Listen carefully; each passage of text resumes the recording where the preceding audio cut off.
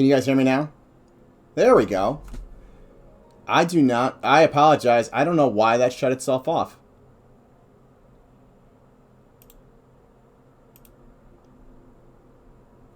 There we go.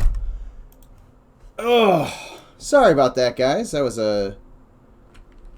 I'm glad I realized that that was not moving.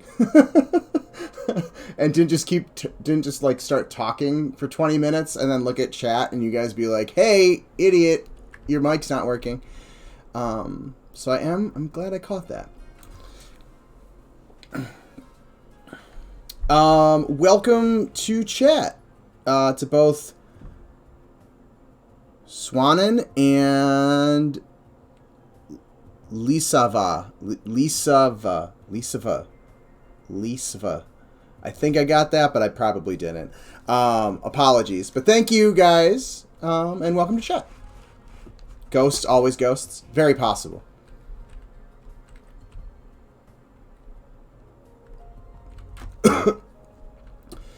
Alright, guys. So,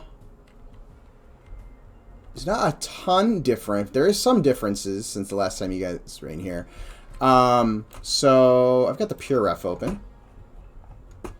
And I've got Goblins stuff now in here. So I was trying to get some of this type of feeling, and seeing how we could get that type of effect, but keep it as low poly as possible. So it's kind of getting that feeling. So I might play around with this some more, but kind of started expanding this area. Eventually, these are going to have some tents. So I'm kind of envisioning these as like forward, like Ashira scouts. Oops, I forgot to.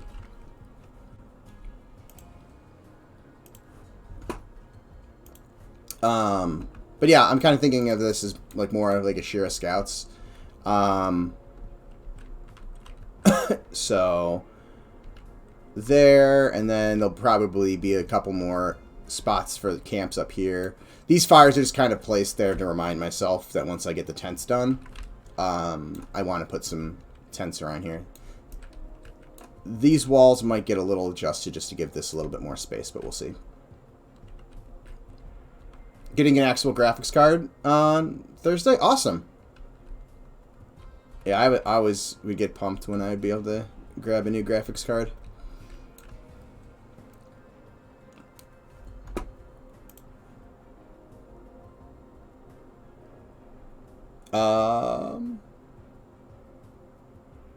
Hey Churro Dude and Quicksana. GTX 1030, 4 gig. Nice.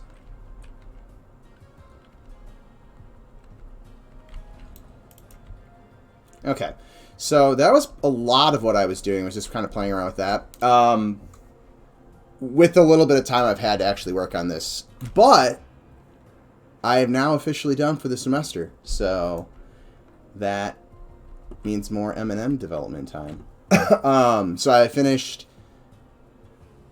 all the senior thesis defense panels that I was on last week.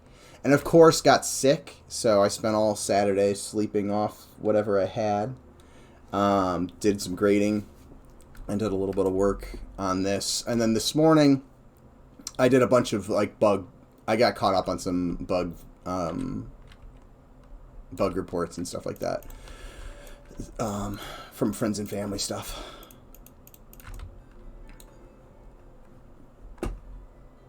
So now I'm going to get back kind of into this area that I was starting to work the last time you guys were on a stream with me on Wednesday. Off for about 3 months. So I'm off for 2 months, and then I've got a 2-week course for high school students. Kind of like a college preview 2-week course. And then that's like full 2 weeks. So I probably won't be streaming as much during that class, or during those 2 weeks. And that is mid-July. And then after those 2 weeks, I have until... You know what? I don't think I wrote down the next semester's start, but I think it's usually like the second to last week or last week of August. So overall about 3 months off, with a 2-month,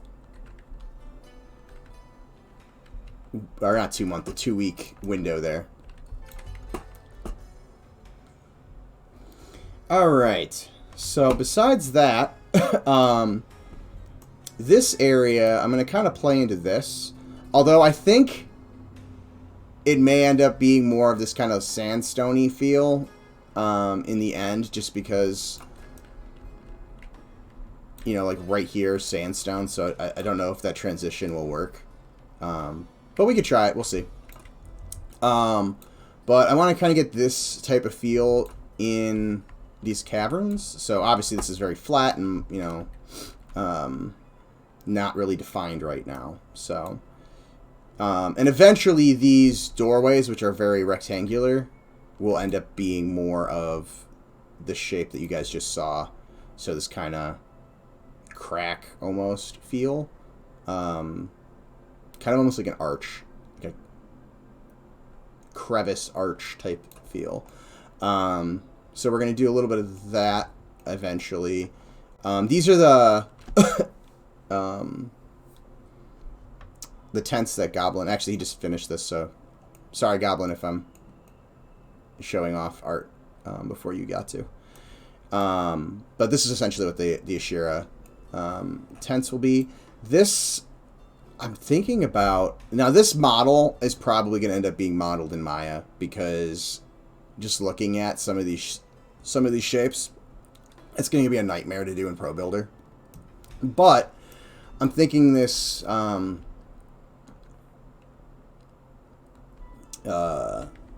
probably going to be like in here, in this kind of hollowed out ravine. So like maybe it'll come in here and there'll be this kind of long, wide, oh my god, I'm completely forgetting what that rock formation is called. Anyways, and then this hut that Goblin was saying could be like an Ashira shaman hut or something like that. Now, I'm probably gonna have to make this a little larger than the image, just to have enough room to get, if we want to do some of this stuff down below. So this may end up taking up more space. But that's kind of one of the things I want to play around with today, is at least blocking that area in. And then eventually, you know, this is going to be more of that city area, which, again, super just kind of wide open space right now. So I'll have to move some stuff around and figure out exactly what I want to do, but kind of playing with some of these shapes where there's going to be like ramps and stairs and stuff kind of going along the cliff sides, and then stuff kind of carved into the cliffs, and then playing with some kind of bridges and stuff like that, and then some more of these kind of similar tower type structures. Although this, if I do something like this, this would probably be more of like a spiral staircase, not really a gameplay space per se. Just because, like, if, you know, this is walking through here, and unless this is being redirected that way, I would think this would have some sort of way up to there. So not a lot of room for space to play. But again, kind of concepts. And then the area up there, again, super blocked out. This is probably going to be deleted and replaced with the actual stuff. But we'll eventually have a kind of a tree forested area. So a lot more greenery up in this area. And then some kind of waterfall. And there actually, I guess he didn't post all of those because I didn't drag them in here. But there's a couple ideas that we have for like how we want to handle this waterfall. One being kind of like this straight edge that you can kind of walk through, and kind of have like a little viewing point. I kind of want to take this idea and merge it with the other idea, but I don't actually have that one in here, and I didn't think to grab it earlier when I was putting that together. All right. So let's play around with this a little bit.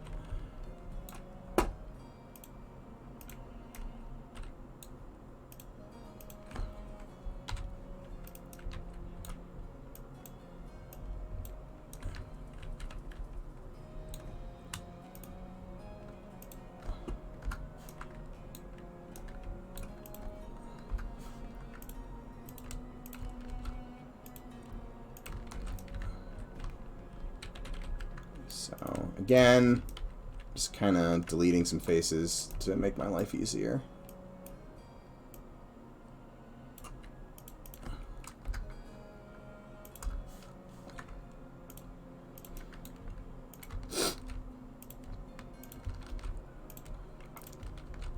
I also apologize, I'm going to be a little bit more sniffly because my allergies are definitely not having fun with all the pollen.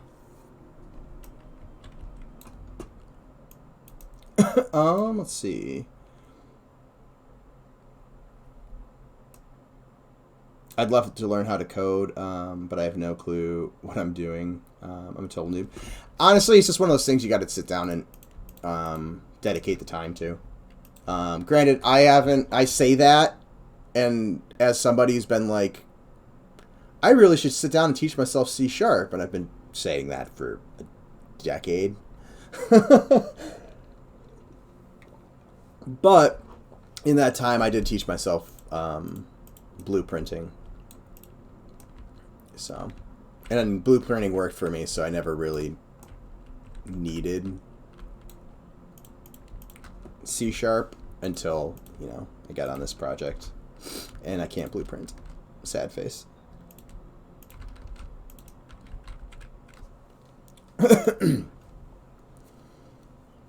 Your faction standing with under Tinkerers of Night Harbor has gotten better. Can the next dungeon be a city of evil gnomes? The dungeon just writes itself. I wouldn't be surprised if at some point there's a dungeon full of not that I don't know if they're necessarily evil, but deep gnomes. Man, running into deep gnomes. I said this when Goblin did the concept for them, and I fell in love with it. Where is it? For anybody who's not aware, I'm sure everyone has seen this image by now. Art updates. I apologize. I'm going to be super sniffly. It just started now. Of course, now that I'm on on stream, I can't blow my nose. Where are you?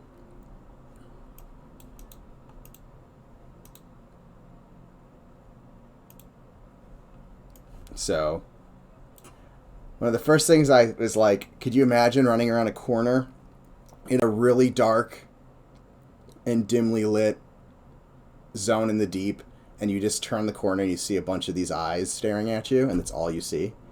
Are these, you know, big eyes. Then they start moving at you real quick. Like, that would be, I don't know. It just seems like it'd be fun and creepy.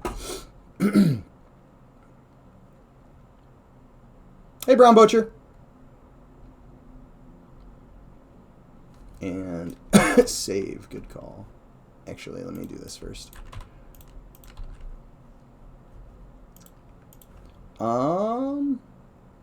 Back when I was in school, people were doing Pascal. C# is pretty easy to pick up. if you're familiar with programming in general. Yeah, my biggest problem is being dyslexic. Like, I mean, you guys see the signage, the temp signs, like, and you guys watch me try to name files in here. That same type of thing happens when I'm using syntax-based stuff. Granted, the last time I used, and this is going to date me a little bit, but last time I used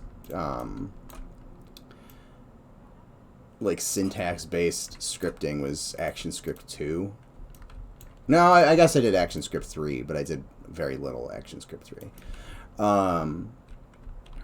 So...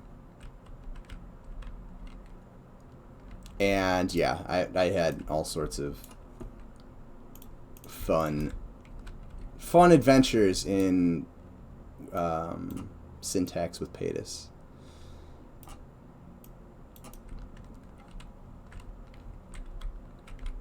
But yeah, no, it the blueprinting definitely works for me. But it's still one of those things. I want to eventually sit down and at least be able to do some of the basic stuff I can easily do with blueprinting. Where did my... Sorry, I've got a little vertex color palette that is off on the other screen that you guys don't see, so when I'm like changing colors, that's what I'm doing.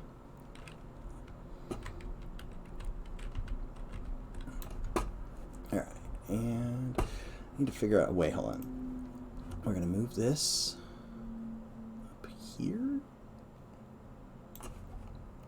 I'm going to move this over here. It's like every time I get more screen space, I have more stuff to put on the screen, and then I'm like, ugh. It's like a lose-lose battle.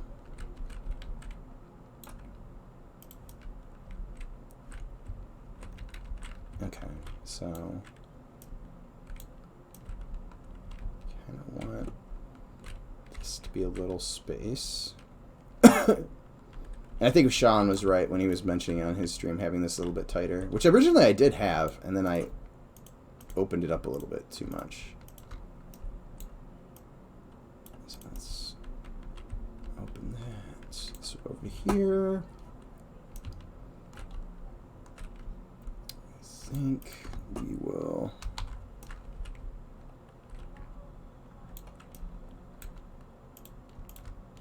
add another one. And again, as I'm doing this initially, I'm going to keep it pretty low poly. So you can see, you know, right now this is just made, the curve, that kind of water carved ravine feel that we're doing over here. You know, it's made out with, right, in these ones it's made with 4 faces, in that one it's made with 2 faces. So eventually, some of these will get, you know, more of that treatment. Some of them won't. But it just makes it easier as I'm kind of going through here and making adjustments and stuff.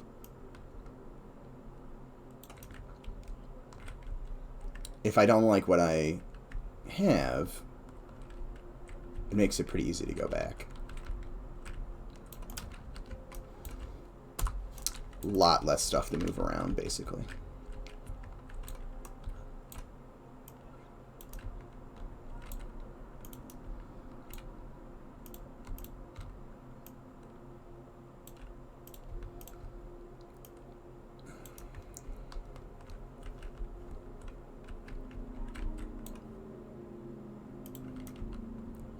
Alright, I need to find a flat surface.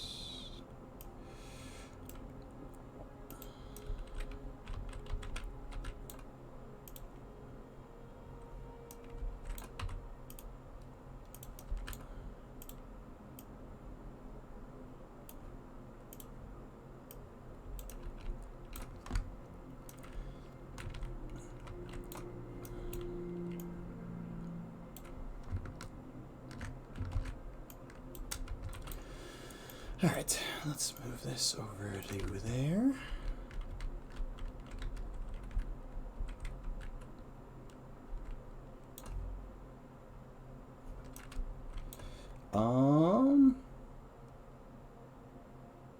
Get a dungeon that writes itself. Gnomes use AI. Let's see.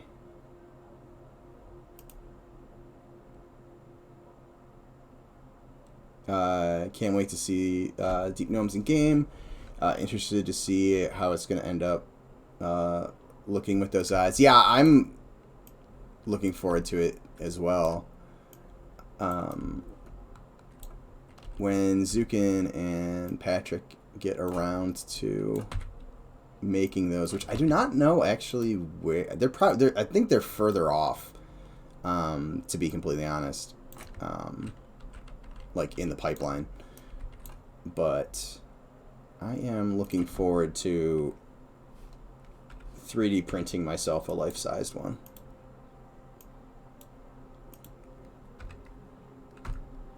And that is not going to let me do that, so we'll do it this way.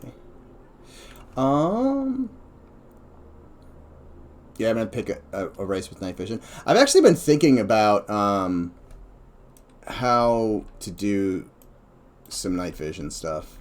So that might be something. I probably won't be doing that on stream, at least initially. Because I will probably be nose deep in some Unity documents and watching the dyslexic environment artists slowly read through Unity documentation is probably not the most thrilling of streams for you guys, so I will spare you that.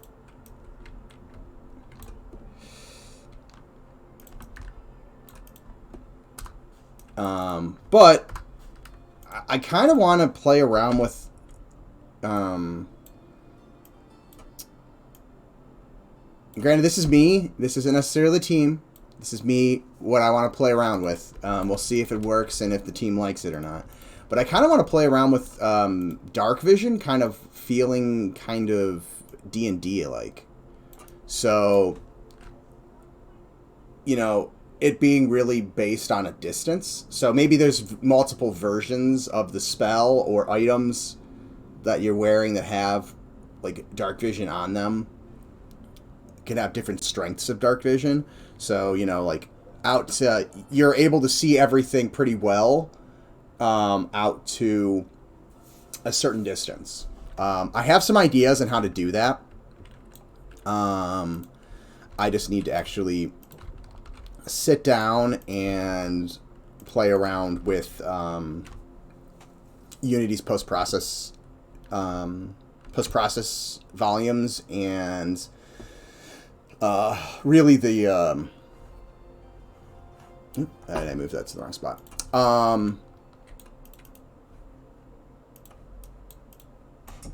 Their post-process volume shaders in the shader graph.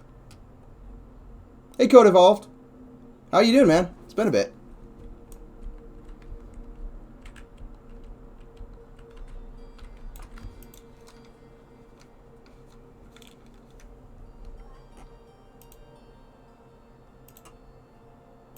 Did you decide? I saw you posted you got your own old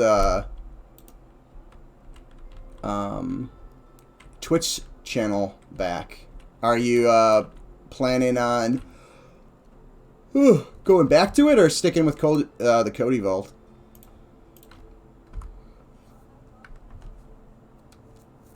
If dark vision were a toggle, it would give you vision but activate sort of a fog of war effect for a longer distance. Yeah, that's kind of... So what I was thinking would be essentially, instead of doing like a fog of war, so it would be very actually similar to like the water. So, oh shit, sorry. I don't have any water volumes in here. Kind because our water volumes use the same type of technology, essentially. But basically, the further away from the screen you would be, based on the camera depth, I could create a gradient that way, essentially. And basically, I would lerp between the two, and for anybody who doesn't know what lerp means, it's a blend based off of a 0 to 1. And 0 to 1 in terms of an image is like black would be 0, 1 would be white. So basically it's just like a grayscale. And then the areas that would be 1 would be closer to the screen, and I'd let those be brightened by the post-processing. And then the areas in the back, I would just leave normal. And you could do all sorts of other things. So like I could desaturate and all sorts of other funky stuff. But I'd kind of play around with that. That type of thing. No idea yet? I'm glad you at least got it back, man.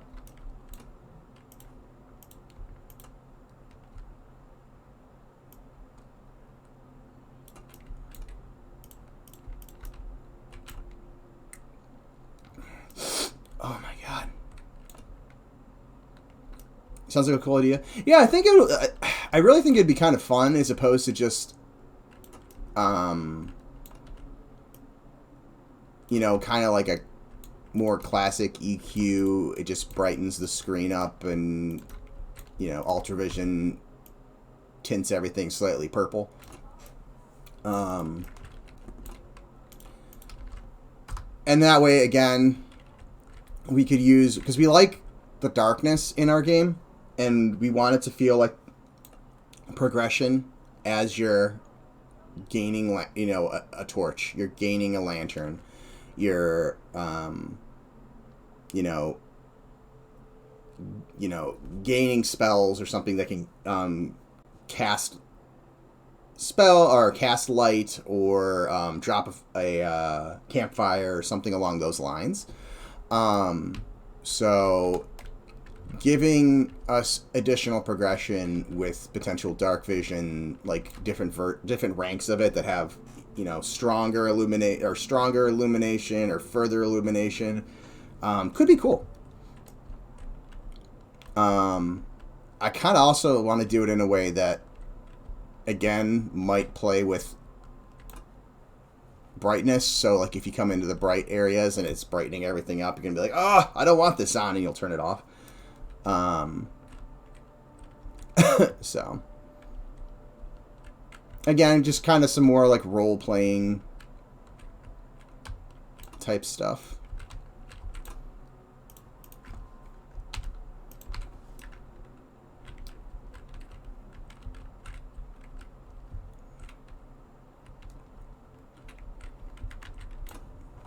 Let's take a look back at goblins. And again, I'm not doing a 1-for-1. I'm just trying to kind of get this feel. I'm not going to be doing exactly what Goblin has up here with a bunch of tents and stuff above. My goal is the player will never see the top of these. They will have to be capped, and I kind of capped some of these spots, but as you can see, I've already had to break holes in them. That's why I'm just pretty much leaving it until I'm done at this point. But eventually these will all be capped, and some of them, you know, I might like extrude a couple of them up and down depending on how everything looks from different vantage points.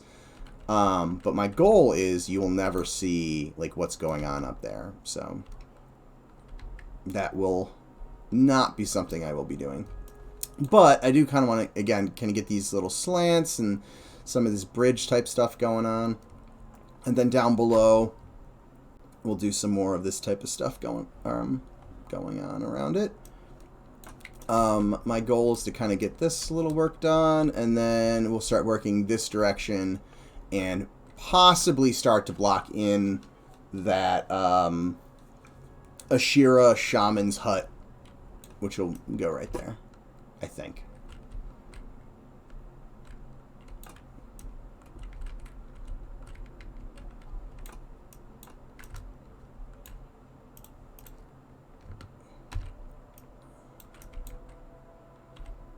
also brought some of my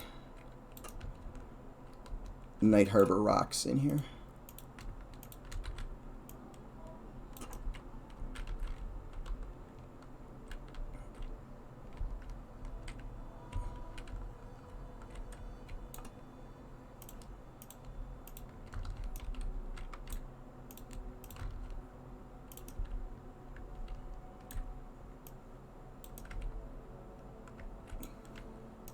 Oops, sorry. As I cover up you guys' comments, apologies. Let's see.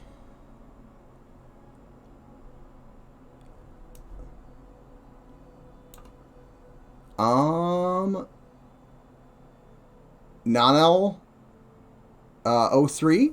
Welcome to chat. How are you doing? It would make sense for deep races as well. You'd likely don't want to rely on light sources. Yeah, exactly. Like the deep races themselves, I would imagine, would have their own issues. So, you know, maybe they naturally have some form of dark vision. You know, again, if we make it something that it is tierable, so maybe, you know, they have a little bit, you know, some things that they could potentially get better dark vision with. But, again, if that dark vision's kind of can cause it a little bit of an intensity on your screen type of a thing, we could have like a light vision type spell for deep races that helps do the opposite. It kind of tones it down, almost like sunglasses. But we'll see.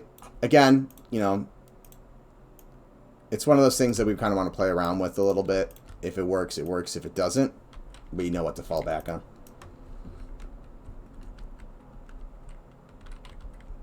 I don't know if they'll have 0 light sources, but they'll they won't necessarily have to worry as much about lighting, for sure. Some of the concepts that Goblin has done. Hold on. Are any of those? I can't remember if those are in.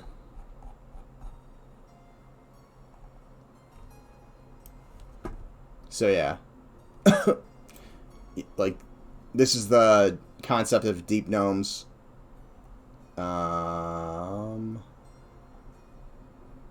This is deep dwarves. So kind of real ghostly lighting. More deep dwarf. Where is...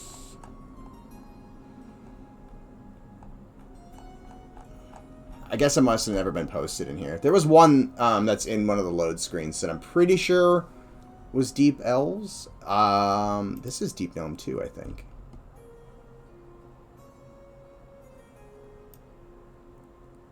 I could be wrong on that one. But, yeah, the other one that I think is Deep Elves is not in that, so we shall see. Hey, Antrip. Sunglasses, unsunglasses. Let's see. Trisbo, welcome to the chat, first off. And what do you say?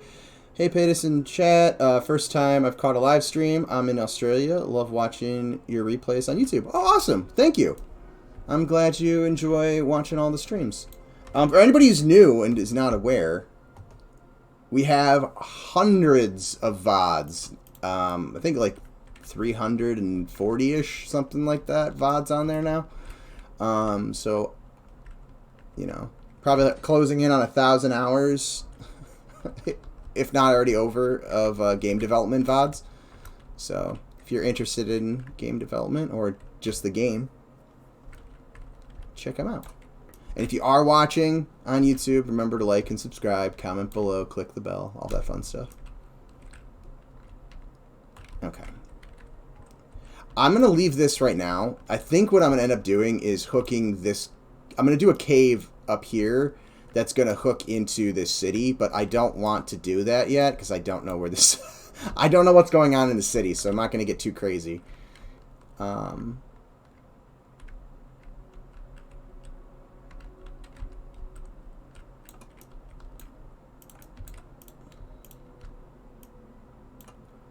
I feel like I kind of almost want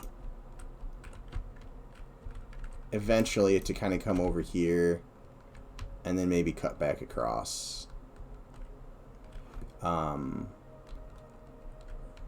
But we shall see. I'm getting a little ahead of myself. I just wanted to finish off this little area. Alright, so now let's get back over to here. Grind up some fire beetle eyes for an NVG potion.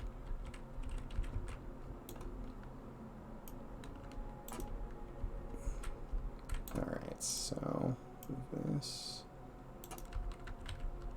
And again, I'm going to work on the shape of these later.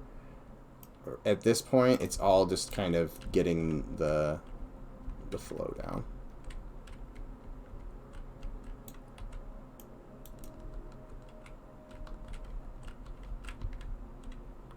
Okay, so I got... kind of want to do a cave, something cavey over here.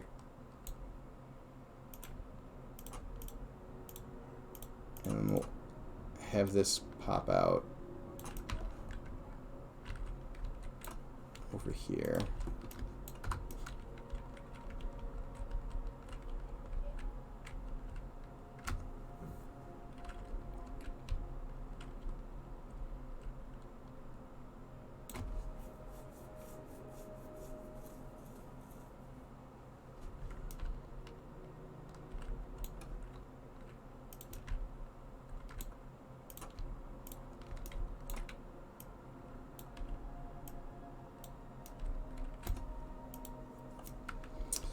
And then we're going to do, let's grab another, I'm just going to kind of grab a shape and start to block this. Come on.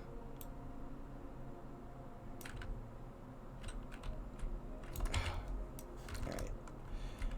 Sometimes Pro Builder drives me crazy. Alright, so we'll do this at 20, 20.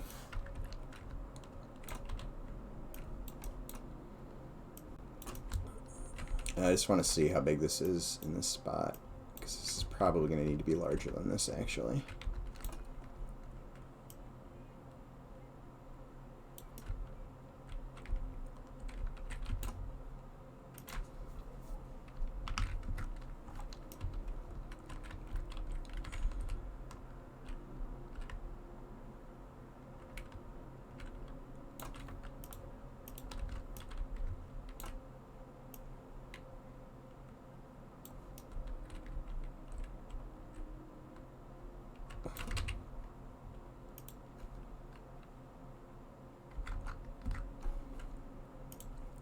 Alright, that is.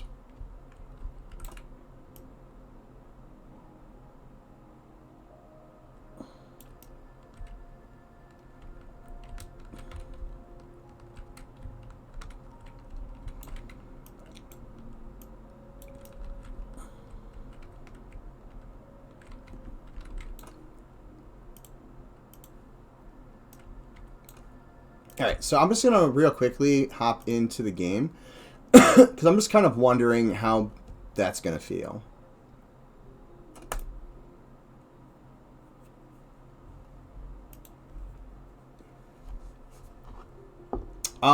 Thank you for the follows, Jedrian and Vumbra. And I am gonna apologize right out of the bat because I guarantee I just butchered both your names. But again, it's kind of a rite of passage at this point on the channel.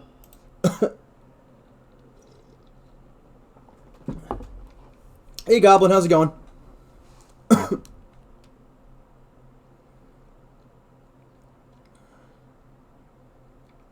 Kind of working on an area right now for that Ashira Shaman Shack concept that you have.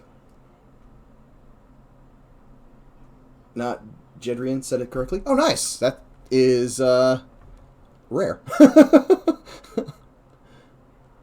So yeah, just kind of quickly working on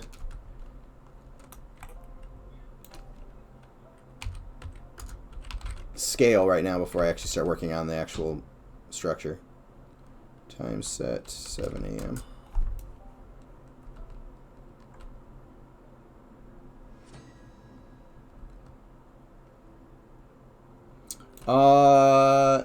Nafe Girl 377, welcome as well. And thank you for the follow.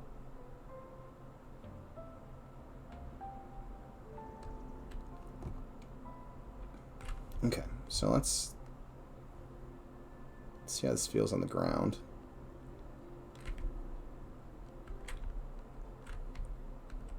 So again, this is the concept.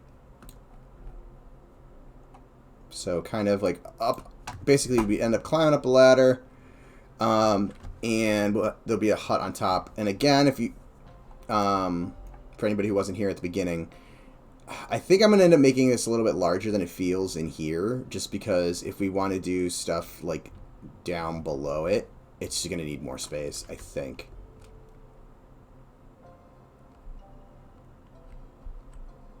And I'm going to have to figure out some interesting stuff to do down below. It's actually not terrible. The walls and stuff will need to get adjusted.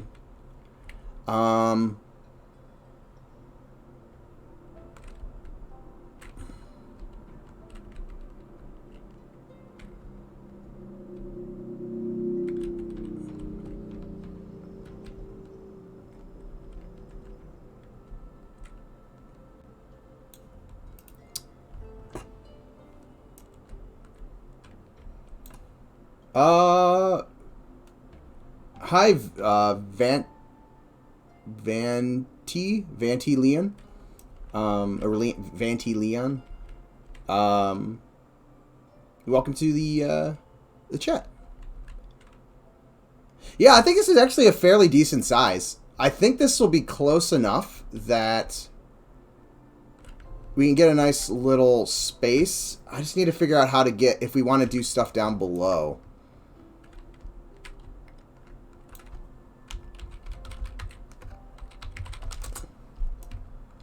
So, like, if we're doing stuff inside this, there's definitely enough little space in here. It's just going to be tight and cramped, kind of.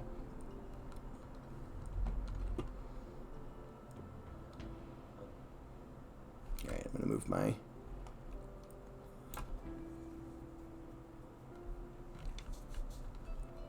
Whoop, let's turn the collision back on so I don't fall through the world.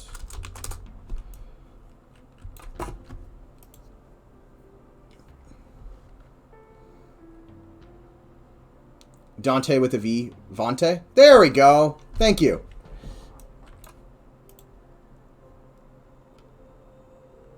That makes sense for my brain.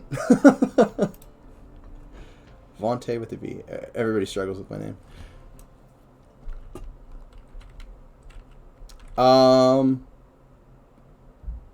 Tel Ekir. Yep. The new Ashira Dungeon. Alright, so let me bring up... I'm going to have this on my screen. I am going to try to shape this hill a little bit. And then I'm going to put a temporary hut on top. The hut itself, I'm definitely just going to model in Maya. This shape especially, and it joining up here, is going to be a pain in my ass if I try to do this in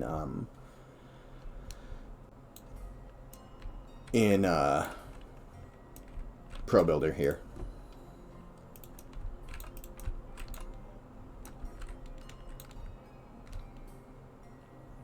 Alright, so let's turn this to normal.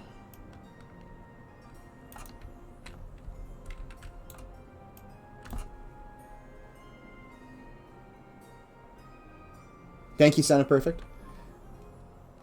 Vontae takes longer to type. But at least I do have the alt code memorized. But it's usually invalid character when choosing a username. That's weird. Oh, because of the hyphen or whatever. Oh, it's not my night for words.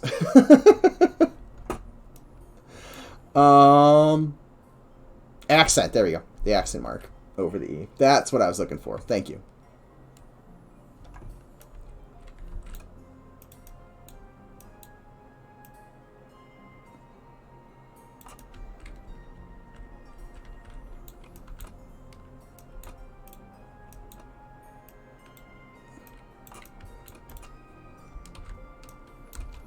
Oops.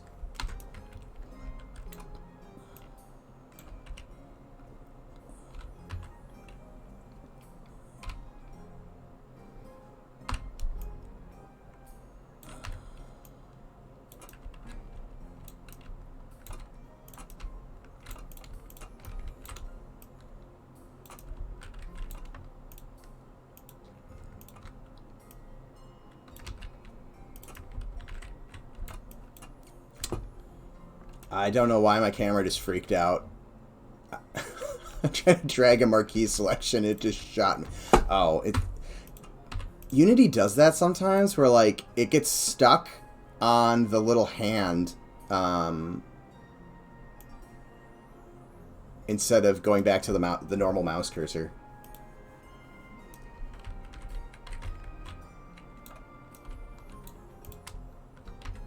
And let's turn back to global.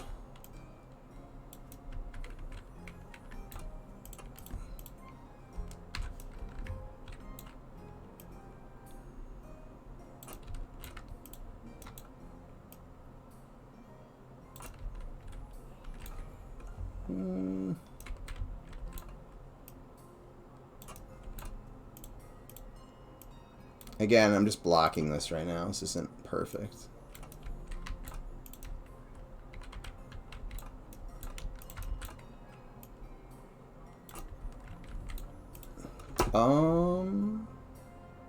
You're doing fine. Working and socializing is hard for everyone. I'm here to learn. Teach me Master Peta spouse. Yeah, if anybody has any questions about anything I'm doing, just let me know. I'm more than willing to help you guys learn some stuff. Which actually, for anybody is new here and wasn't aware, my day job is actually teaching game design. So I have some experience doing just that.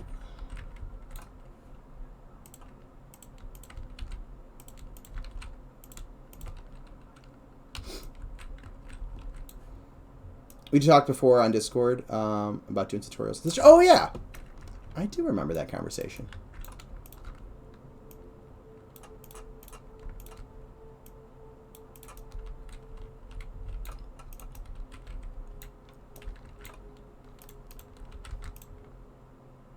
How do I want to do this? I do kind of want to round off the top. Normally I don't do this type of stuff for this style, but I really love the softness that this kind of gives it, that feel. I kind of want to try to get that, but in a low poly feel. Same thing up here. I want to kind of capture that roundness, but not be round with it. So it'll be a fun challenge.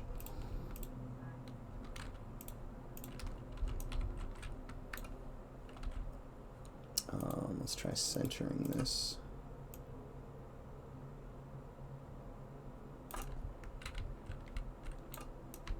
And let's do a little bit of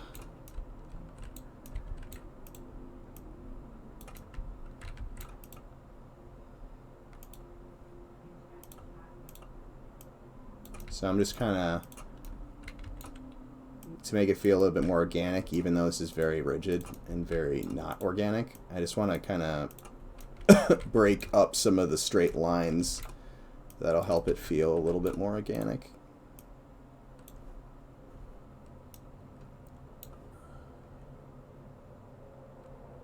Hey Chaz, how's it going? I can sometimes speak. Apparently tonight's not one of those nights.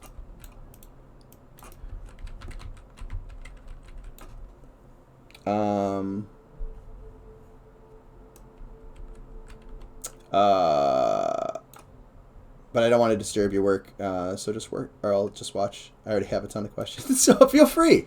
Like I said, anybody who has any questions about anything I'm specifically doing or about the project, you're more than welcome to ask questions. It's part of the reason why we do I do these streams, is so you guys can ask questions and learn something, whether it's about the game or about game development.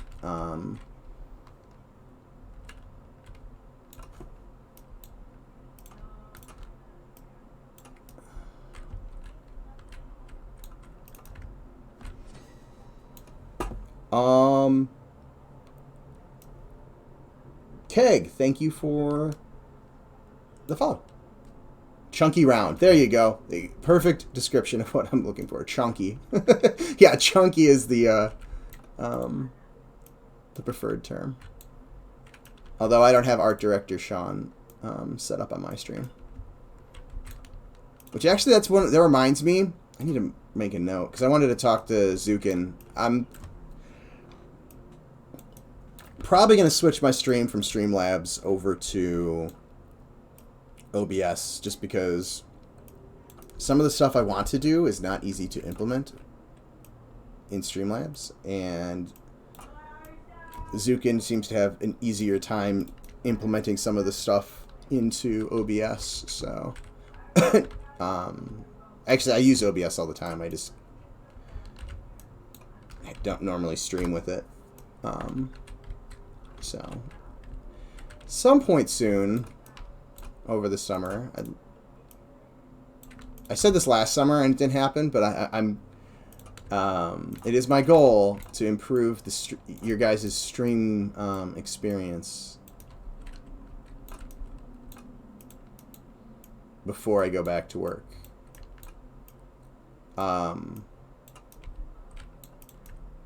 In next semester.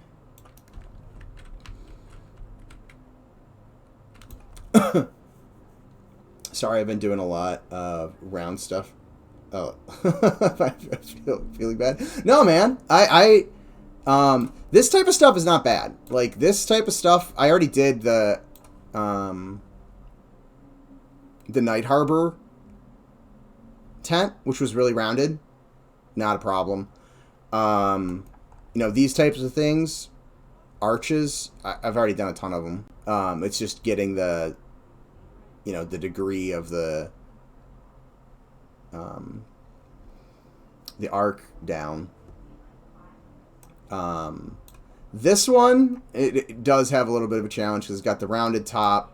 It's got the Hershey Kiss top, basically. And then it's running up to this.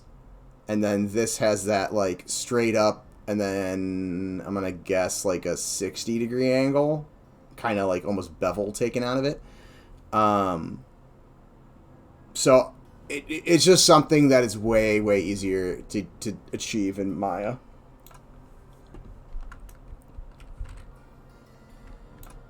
Or Blender or whatever. I would, whatever your preferred 3D modeling application is.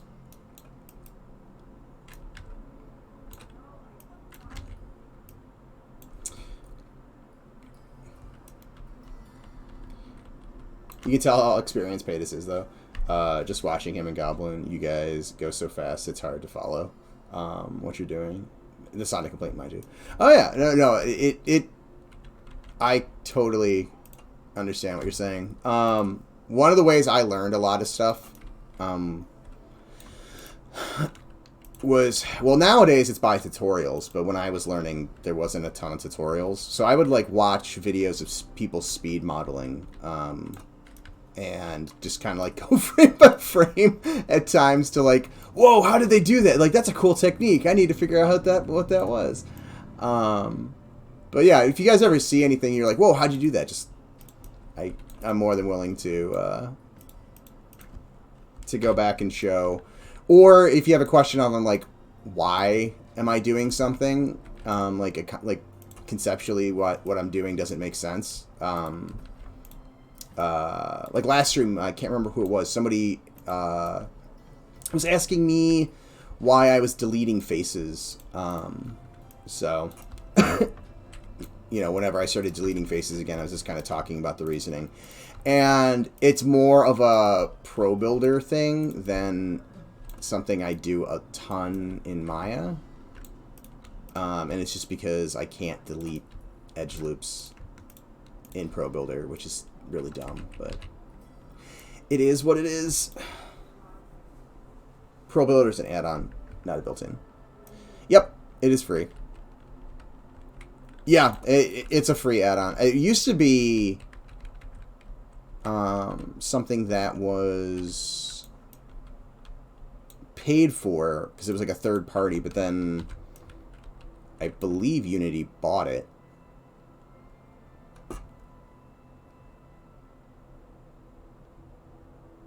And then that's why it's free. I'm gonna try beveling this.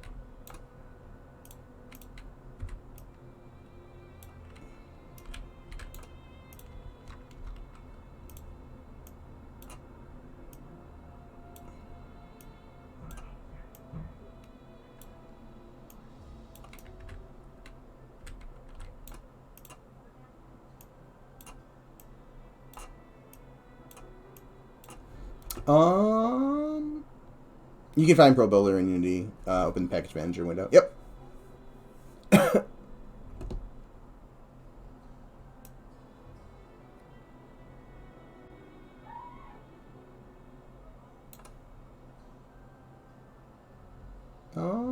Let's see.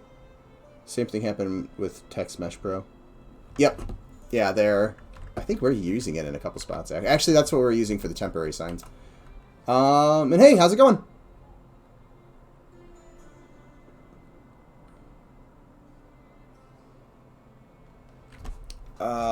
Let's see. Oh, hey, Goblin, you're an inspiration for my most recent AOW4 campaign.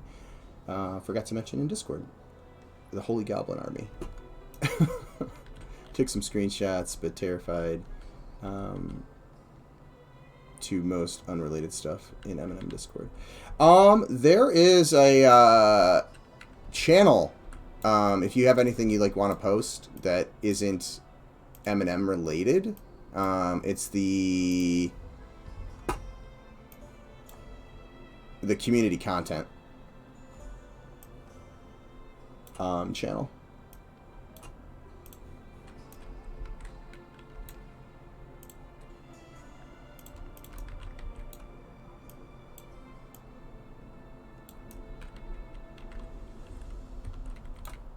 But it's always a fun channel.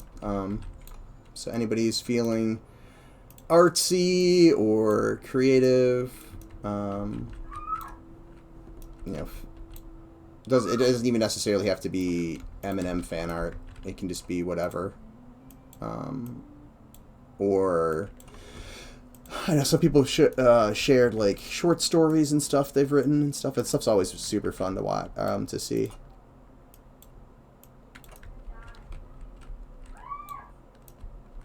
Last summer, I posted my 3D printing project from last summer where I made the EverQuest Ranger 2.0 epic.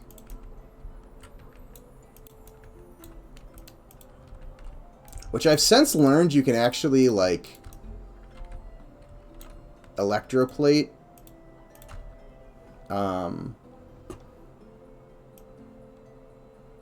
3D 3D printed plastics, and I'm like, oh man, I don't have the money to to invest in all of the stuff that I would need to actually do it.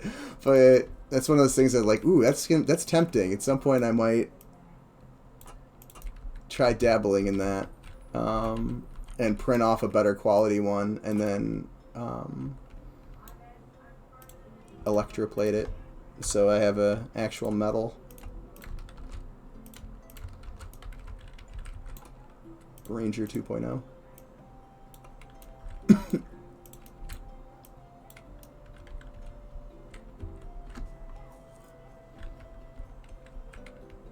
Done. Oh, nice. You posted it.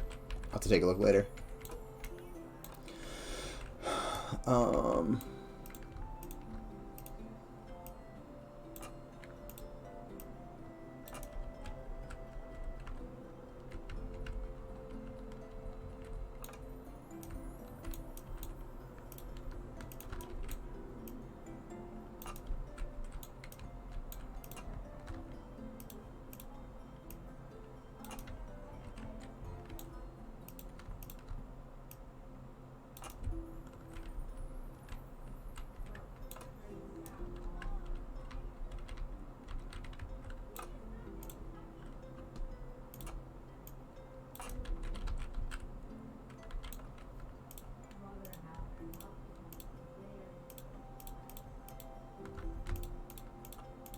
So I think what I'm going to do is delete those.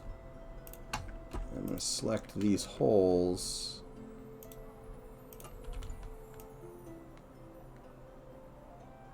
And extrude this in for now. And this will let me... Actually, let's just go back. Oh, nope, went too back too far.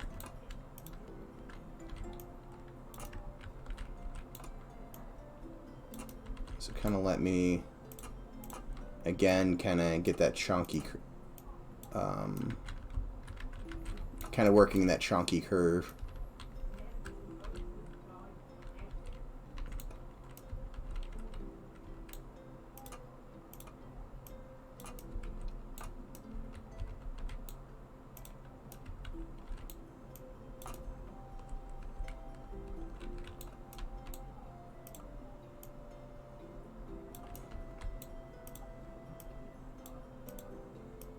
So I'm gonna have to flatten this out somewhat.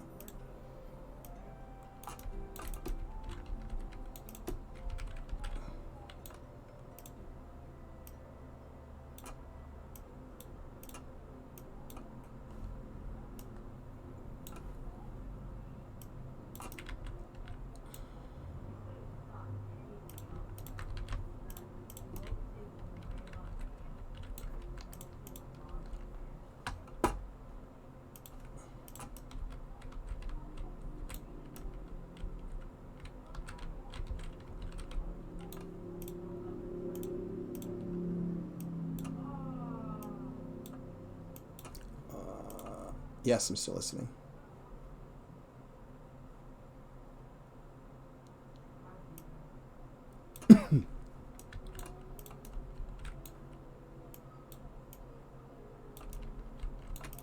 Okay, so not perfect, but it's getting close to a point where I'm getting the general shapes that I want.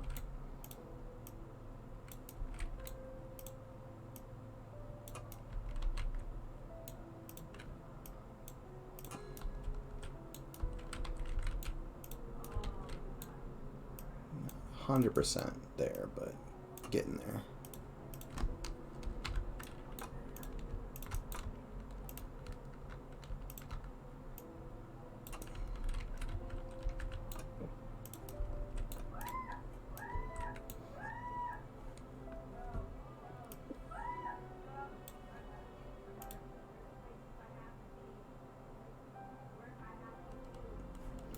Hold on, what? I just realized my mic is open. Hold on.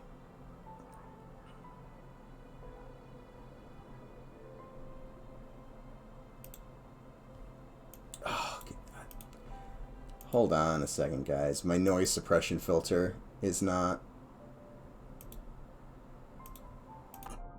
Not on.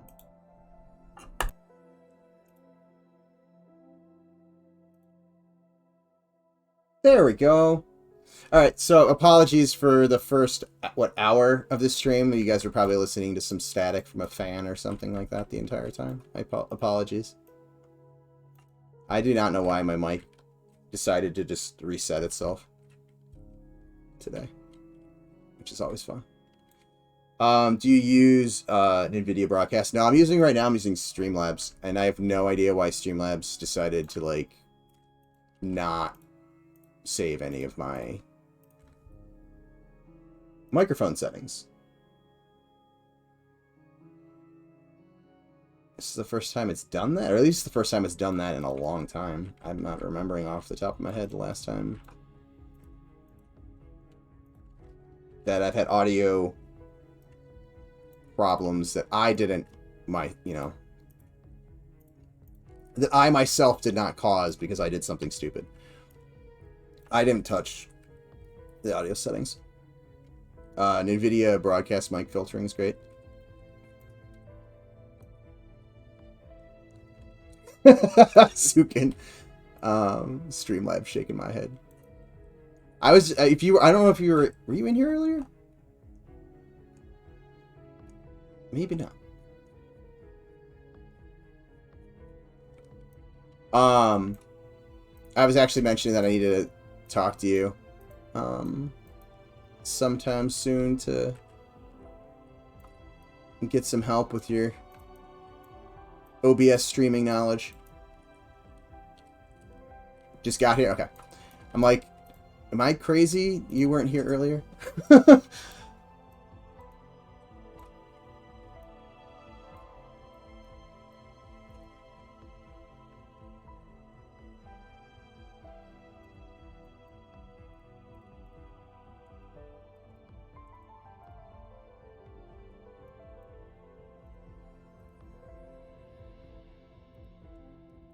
Oops.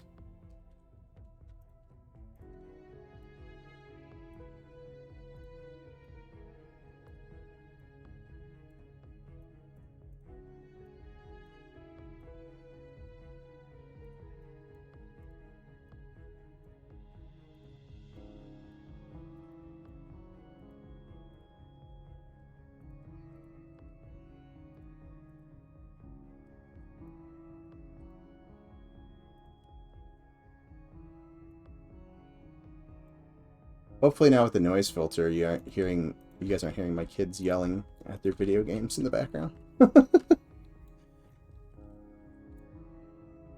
That's how I noticed that the noise gate wasn't on, because I heard my son screaming or I'm assuming someone jumped out in his game or something like that. And I was like, did that open up the mic? And I just saw the mic sitting there, like, bobbing and not shutting off. And I was like, oh, sweet. Kids yelling, that's standard white noise for me. Same. It's when they get quiet is when you really gotta worry.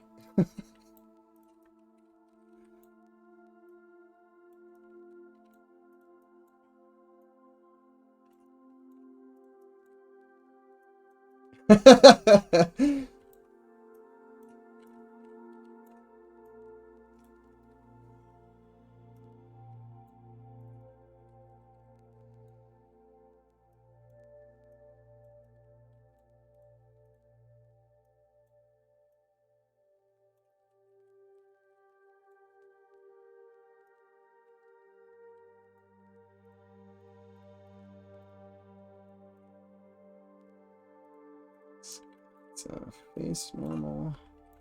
Ooh, that's not great.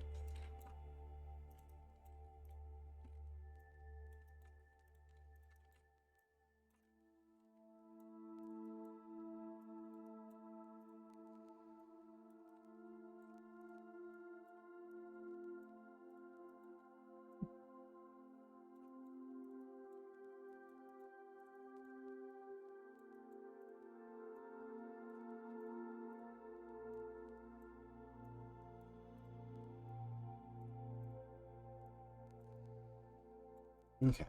Not perfect, but it's kind of getting in the ballpark of what I'm going for. Let's do some ladders. The ladder on this one is a little fancier, so I'll probably have to create another ladder mesh for a new ladder prefab. But for now,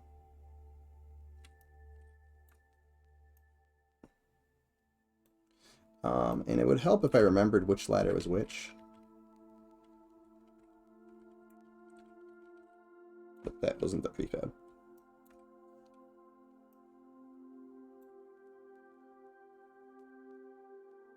I think okay, I think this is what I want to do.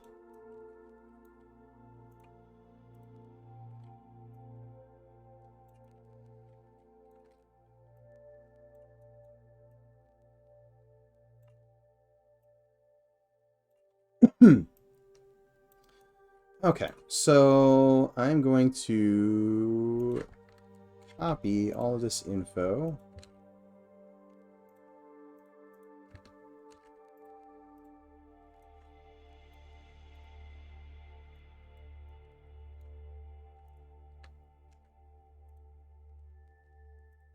And it should, there we go, line up there, nice and neat. All right, so we'll move this up to the top.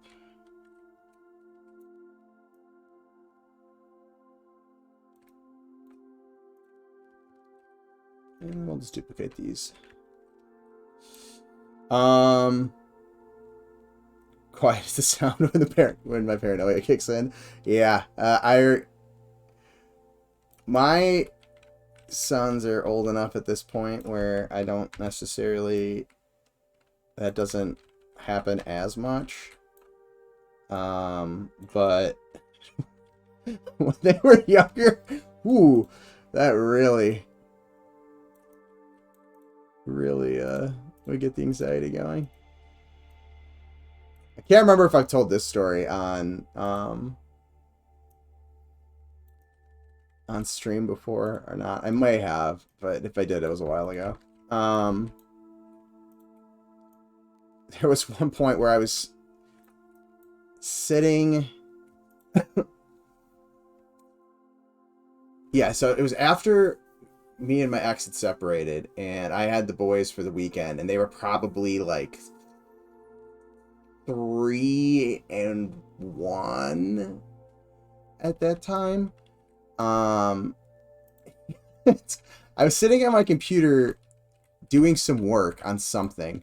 I might have been doing grades or something like that. And it had to have been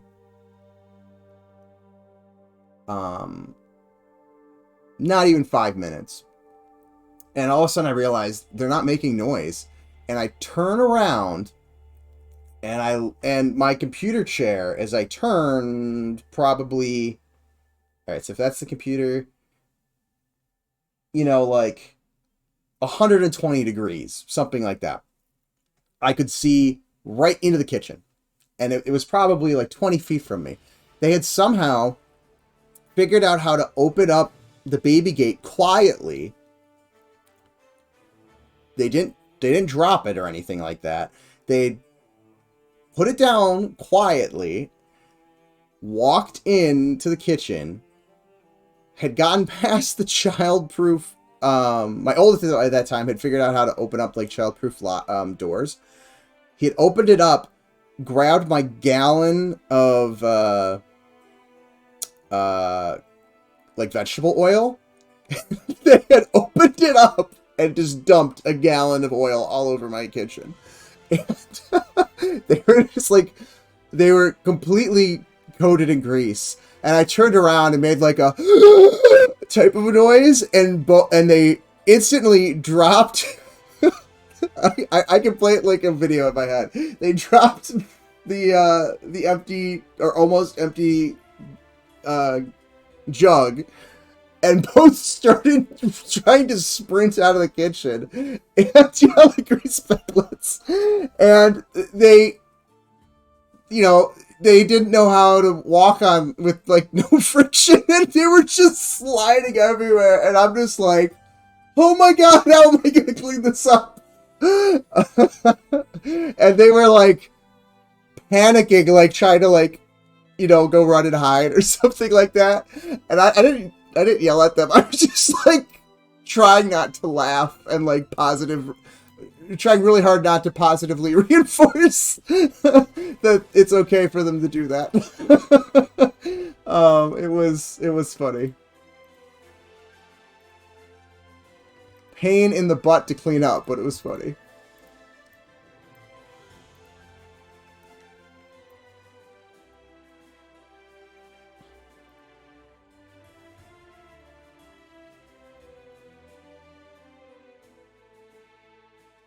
I thought about that after the fact. I was like, oh man, I really wish I had my camera. That would have been great. But my, it was one of those ones where I turned around and I just instantly reacted because I instantly saw what it was and did not have the composure to, oh shoot, hold on a second. Darn it, I screwed that up. I didn't have the composure to, like, actually keep, oh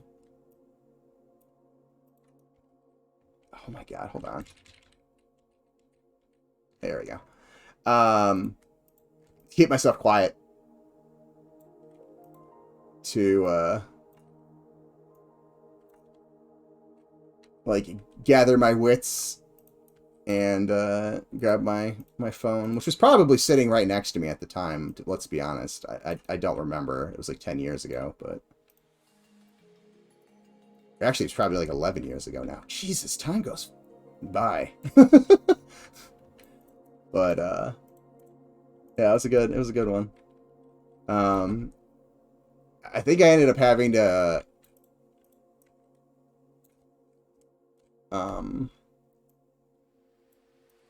use my, I think I used like a bunch of like paper towels, but then I ended up like putting a bunch of flour all over the floor to get up the grease.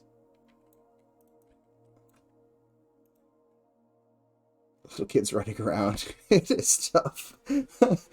Being slippery is impossible. Yeah, it was fun. I had a ton of moments like that. I wish I caught on camera. Oh yeah, I've that's the first one that comes to my mind like that. But there's definitely been some others where I'm like, oh man, I wish I had my I would wish I caught that on camera.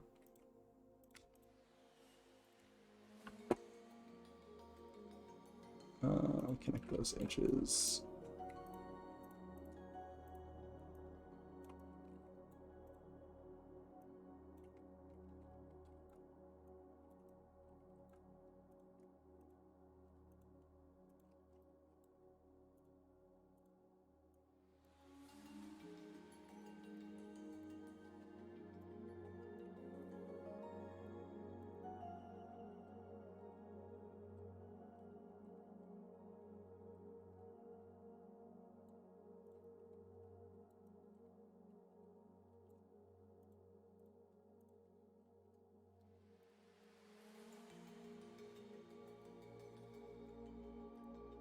Oops. Okay.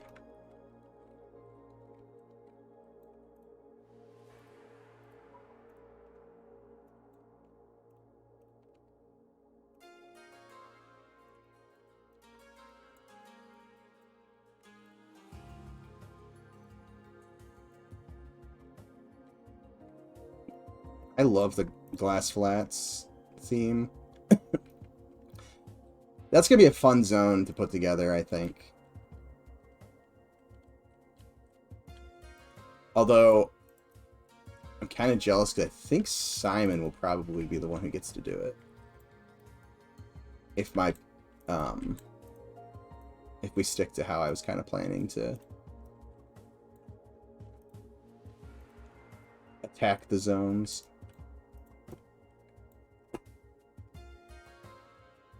It's amazing. Little our engineers in disguise. I have a story where they created bridges and steps out of random things to get to the top of the fridge. I was that way when I was a kid, but I was just a monkey. I didn't need anything. I would just like scale everything. I love to climb on stuff. Although I'm afraid of heights, I love to climb. Hey Lawful, how's it going? What are we making? We're working on parts of Tel Ekir, the new Ashira dungeon. So right now I'm I had this area that I wanted to do as a point of interest. I don't know if this will be shaped exactly like this. I'm just kind of working on this part per se. Actually, let me take these ladders and attach them to that. Oops, hold on. Actually, let's do this.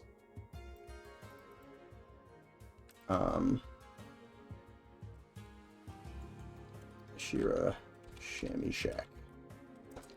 And I have no idea if it's actually going to be a Shammy Shack, but Goblin had done this concept and said maybe it was an Ashira Shaman or something like that. So kind of working off some of these.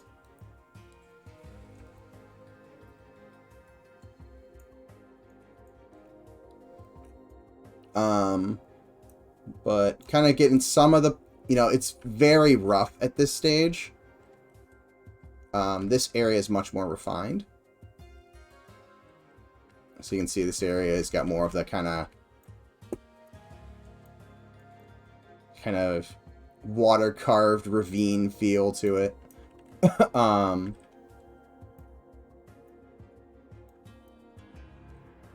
So this type of treatment will end up going into this area once this area is more refined in terms of like where the layout's going to be and where the the scale of everything. But I had this area over here and I wanted a point of interest, so I think I'm going to try to do the shaman here, and then maybe I'll push this back just a pinch and tighten this up just a little bit more, and then maybe there'll be some like water around it or something like that. But we'll see. It's still kind of early in the process. Little kids.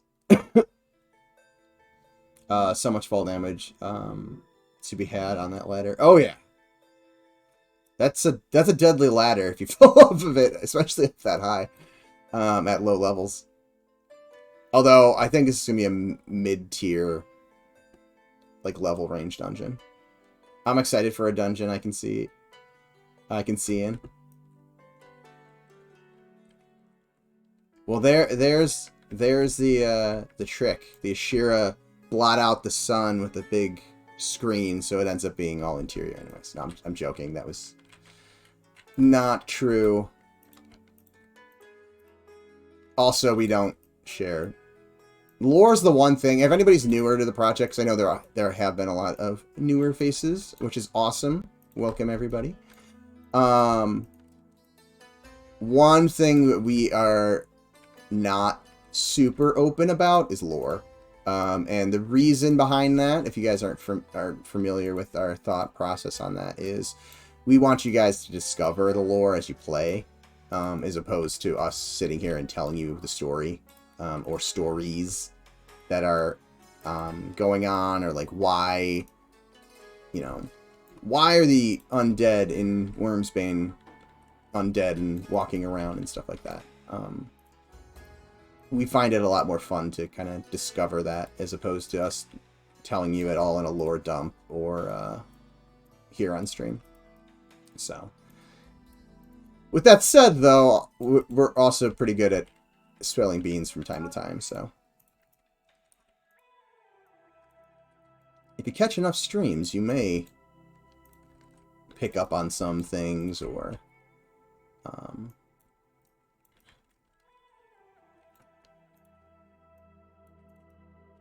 just straight up get some bean spillage.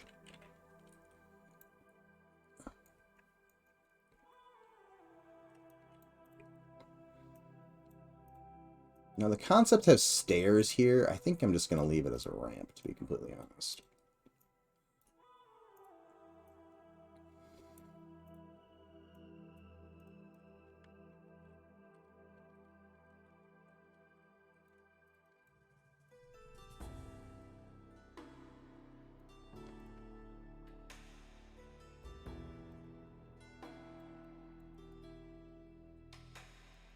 Just gonna double check. See, there's gonna be some spots like this where, like, they've been moving stuff around.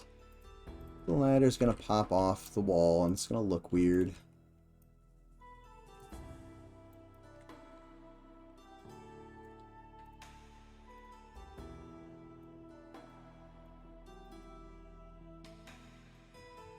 So let's try this.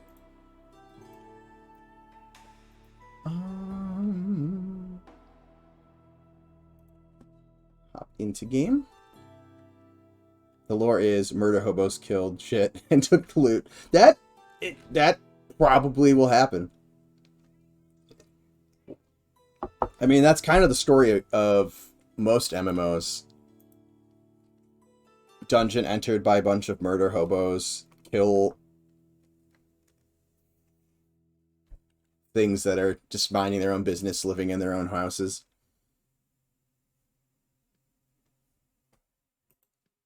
Steal all their stuff. One thing I liked about EQ2 was collecting books for lore and such. You guys have you guys considered something like that? Player House was 2 rooms of books, like a library. It was amazing. Yeah, I think we do want to do some more like books and, you know, scrolls and stuff like that, so you can get some of the lore that way.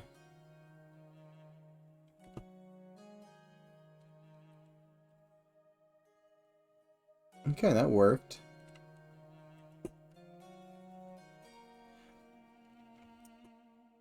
I might actually do so that I might have the house be 1 level, and inside of the house is just a room, and then maybe over here I'll actually kind of have a ramp going down under the house, and then that gets you down into the underneath portion.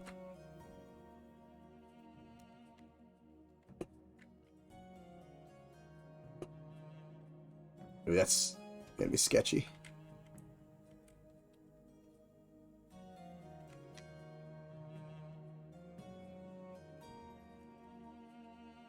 There we go. even off of that, I took 600 damage. Hold on. Let's test this.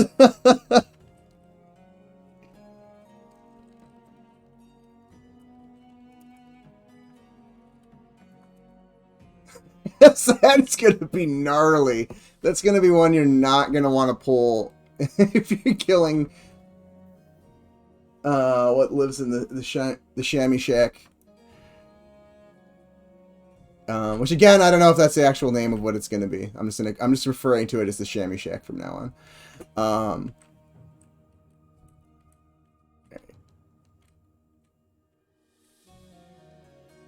Yeah, that's 200 from there. So yeah, you definitely. Oh, how was that 1 damn it? What?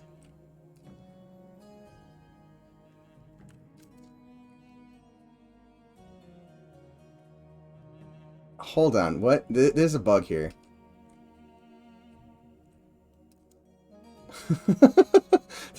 Yeah, there's definitely some sort of bug, because you know what? I know what it is, I think.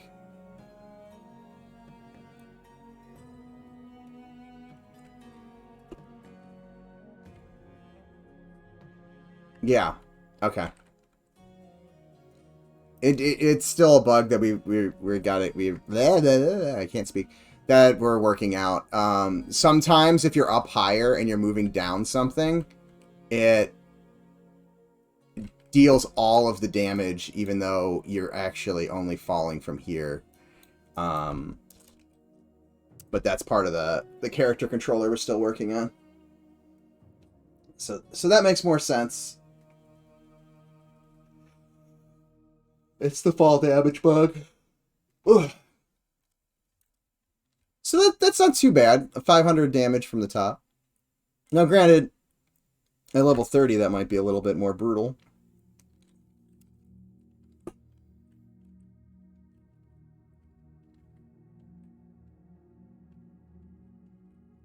So yeah, I think I want to do that. I think I want this to kind of go down around and then in. Now the question is, do I want it to be a ledge or do I want it to just go down?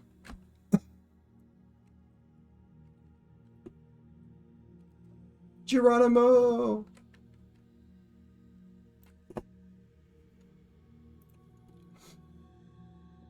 Oh, sorry, my lips are getting chapped.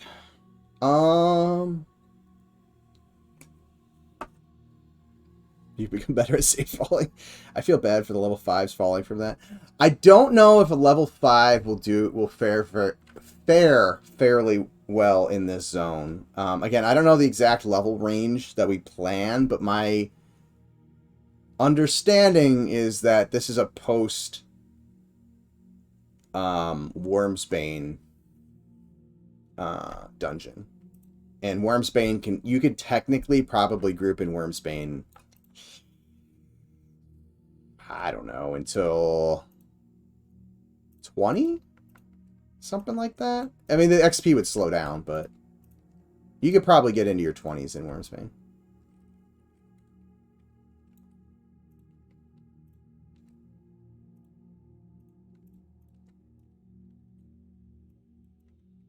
And that's before we still haven't populated the cavern section of that zone. What?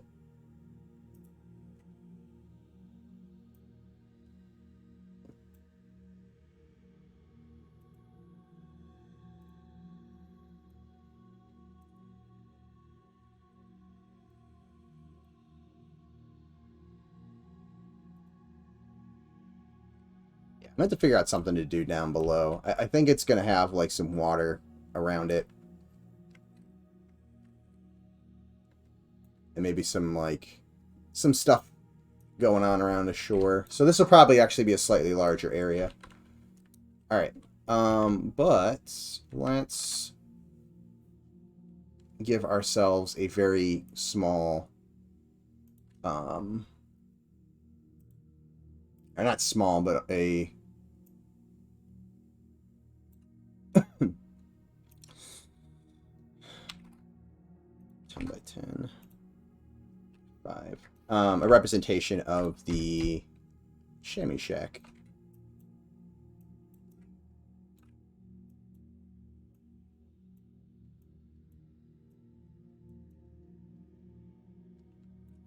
Make this 12-sided.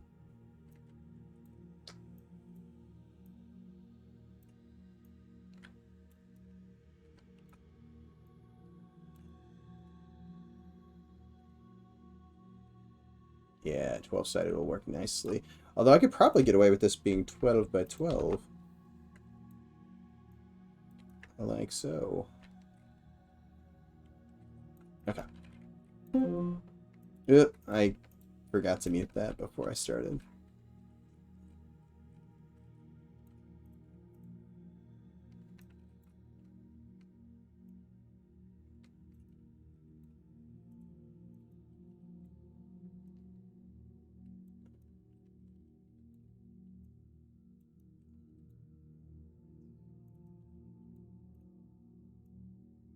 Wait, hold on.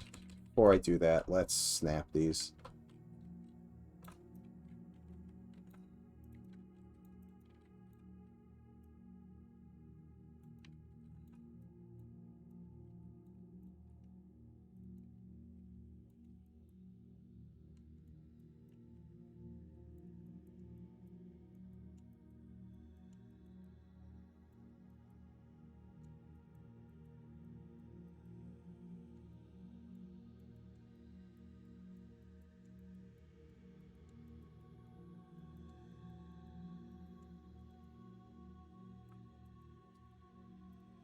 Again, it's easier to do this type of stuff when you have less things to move, then start to add a bunch of detail, and then later decide, oh, I really wanted to go move this, but now I've got to move, you know, like 4 different things as opposed to the one that I had to move before.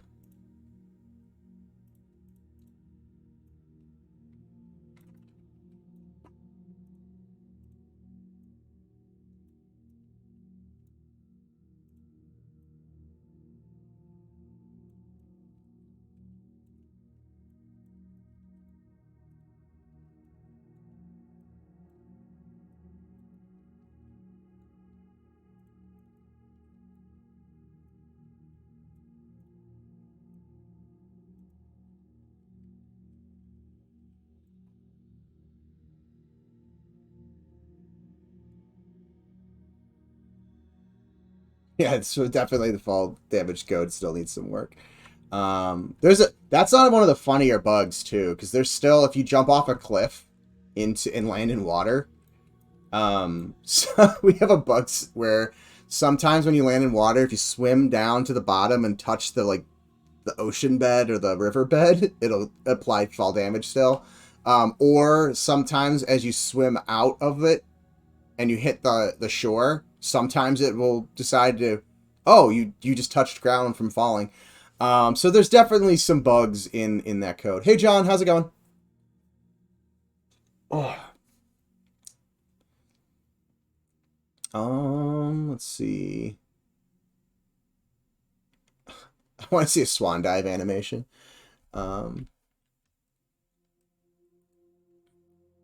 If it's a long distance and detects water underneath you. I think Shamies would appreciate a walk around balcony.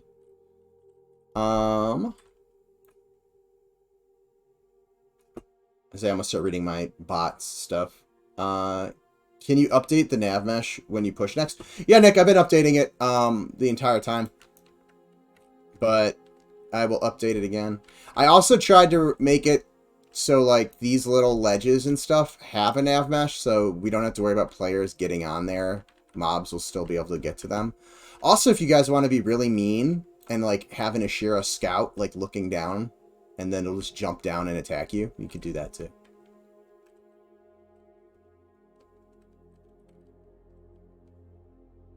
But I will make sure every time I push to update stuff.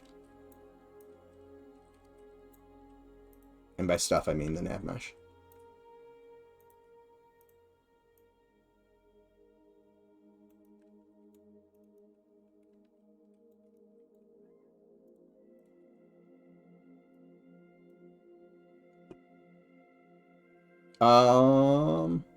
When I started my bard, or when I start leveling my bard, God, English is difficult. And yes, English is the only language I speak. Probably tomorrow. I wish I could have you on speed dial, man. How are you snapping all those pieces like that? When I was doing like this, like that over to here, I just hold down V for vertex, and you can snap vertices to vertices. With that said, ProBuilder always has a caveat. So normally if I was in Maya, I could snap a vertice to any vertice in the scene. When it comes to ProBuilder, I can only snap vertices to vertices from other objects. So if I grounded this and this vertice are part of the same mesh, I can't snap these together. But you can see clearly it'll snap over to the mountainside. And anywhere else, you can't snap things to itself. And again, there's certain things with this plugin that drive me insane. But there's reasons why, like, the Chamois Shack here, the final model will be done in Maya. Because it's not something that is going to easily be doable in ProBuilder.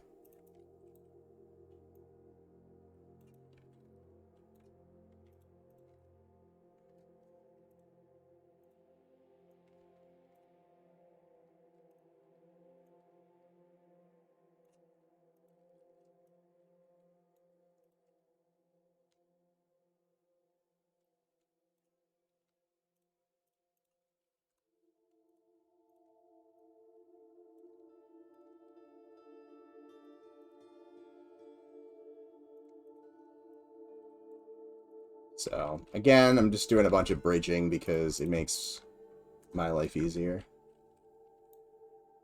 to do it this way. Ah! That's if ProBuilder will let me select the stuff I want to select. Come on. Swear, guys, I can use a mouse. Oops.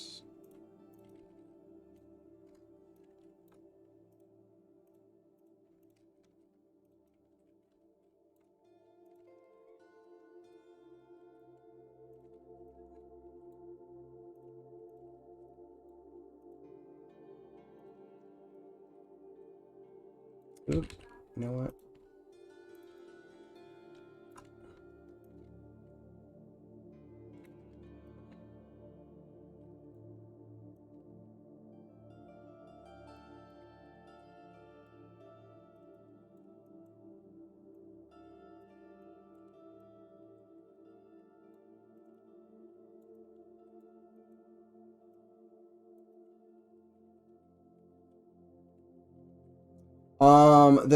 The nav mesh dictates NPC pathing. Yeah, so if I turn on the nav mesh again, you guys can see that this is basically what the NPCs use to kind of mathematically figure out where they're going and like where the player is.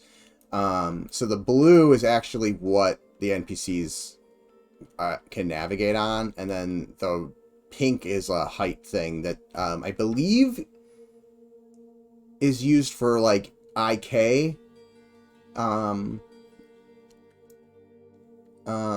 displacement. So like Goblin was playing around. I don't know if he's still in here. He was playing around with it the other day, and some of the stuff looked pretty cool. I don't know if it's still in or not. But like IK is basically like if I have a idle where my character stands like this on flat ground, but they're standing on like where their one leg is kind of clipping into something, it'll actually adjust it so like their foot will step up and they'll just do their idle animation with their foot up. The pink height map is kind of used for like pinpoint accuracy for things like that. And we've been doing some experiments with that kind of stuff. And then these little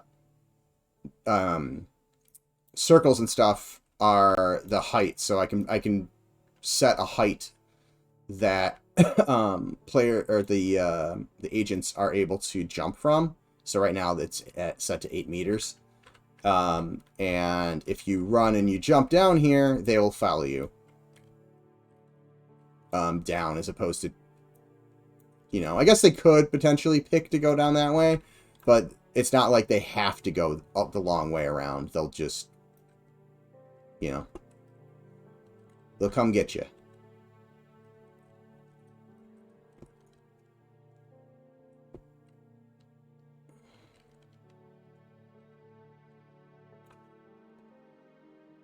Oh, that was weird, yeah. It's still pretty amazing add-on. It's doing a lot of the geo work for you. Yeah, and then the thing about ProBuilder is really that it kind of helps. It's limiting in a good way for what the style we're going for. It kind of keeps us constrained in terms of environment geo. And that constraint is actually kind of helping us hit some of that that classic style that we want. Hold on, I need to really fix this. What's going on? We'll get rid of that. And that.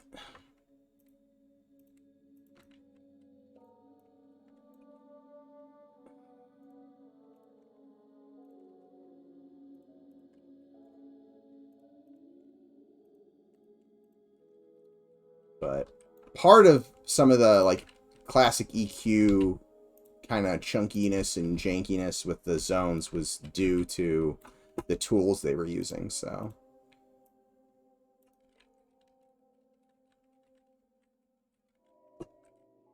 kind of, you know, baking in some of that stuff helps us. Because we're definitely, you know, hitting a nostalgic vibe. And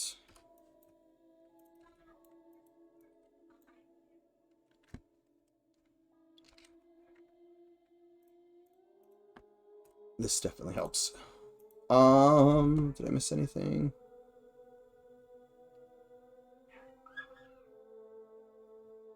Oh, I was wondering how that worked.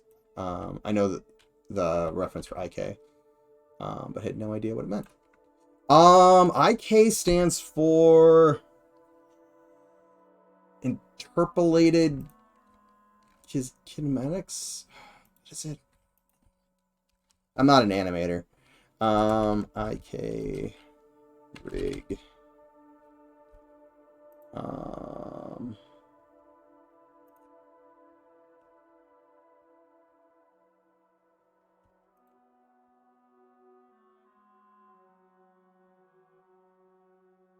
No.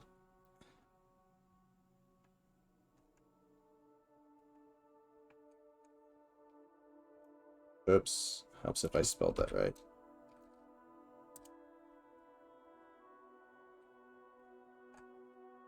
Oh my god, I cannot type. Third time's the charm. Yeah, inverse kinesmatics. Not interpolated. Inverse kinesmatics. I used to know that. It's, again, animation's not my thing.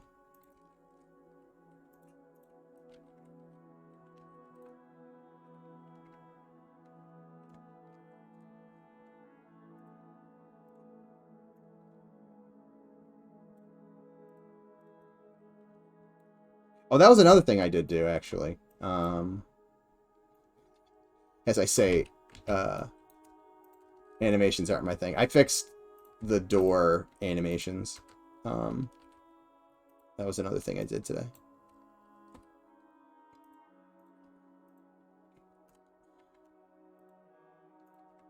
Environment animation is different than character animation, though, for the most part.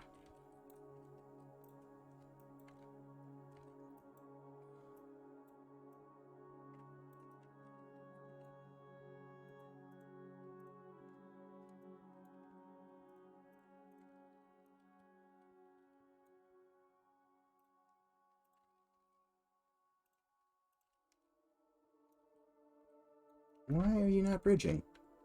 Oh, that's why you're not bridging.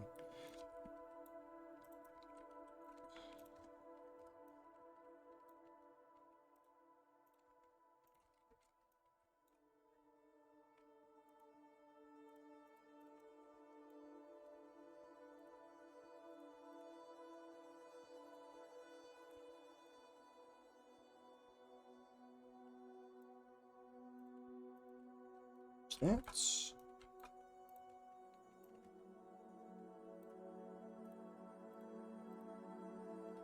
Yeah.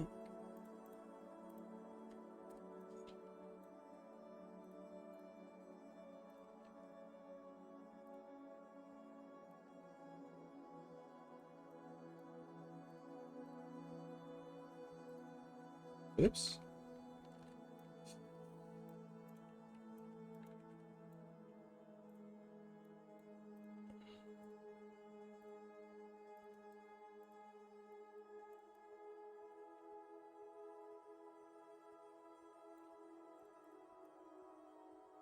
Yeah, that turned out better than this side. Alright, so I'm going to do that on this side too. Although, I think I am going to do one other thing real quick. Let's split this.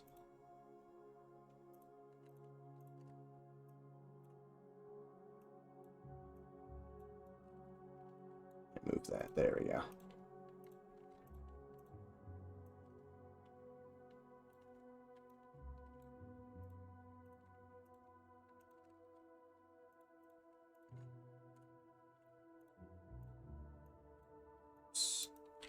Cool. So, got that all set. Let's do this to there.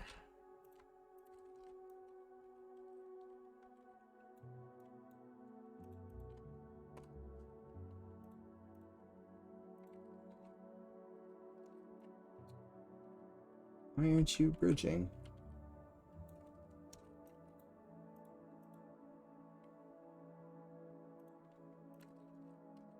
Alrighty. Oops. I have a feeling there's something... Alright, there was probably a weird phase or something sitting there.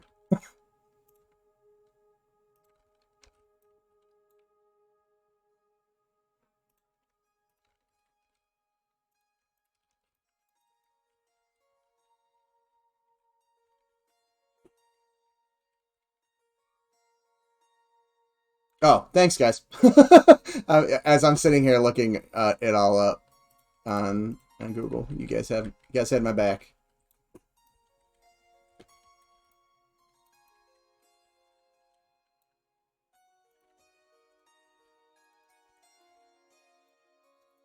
I just wasn't paying attention to chat. The pro streamer that I am.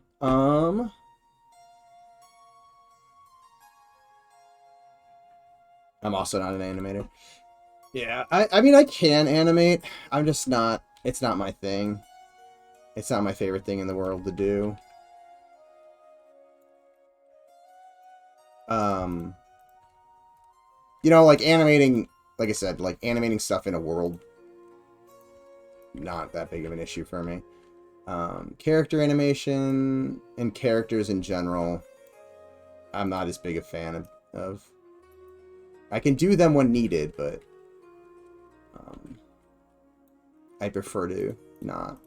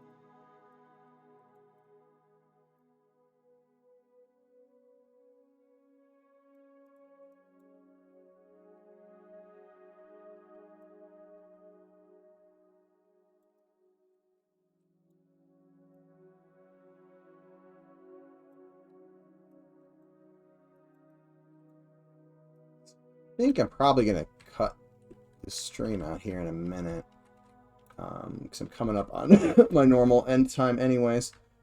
Or actually, I'm at my normal end time.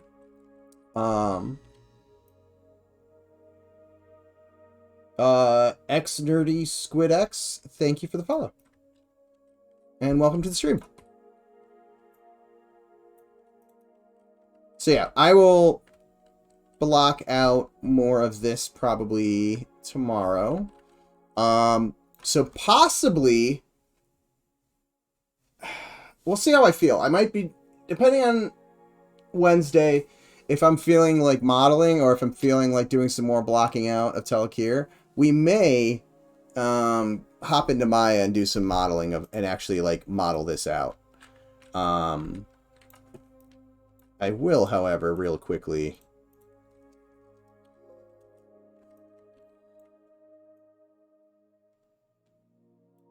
Hold on a second. Okay, there's no stairs.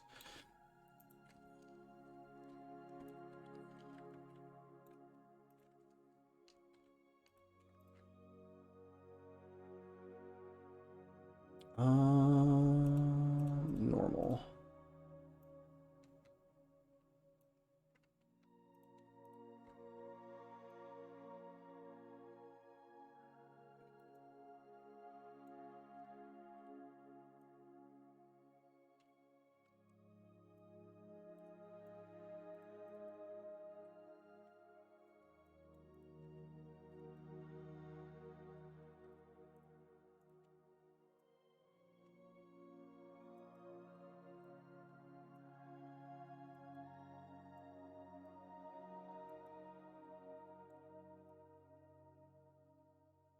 So we'll do this real quick, and then probably call it a night.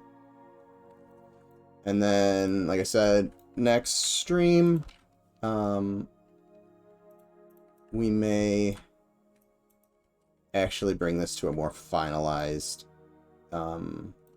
state. And I say finalized, but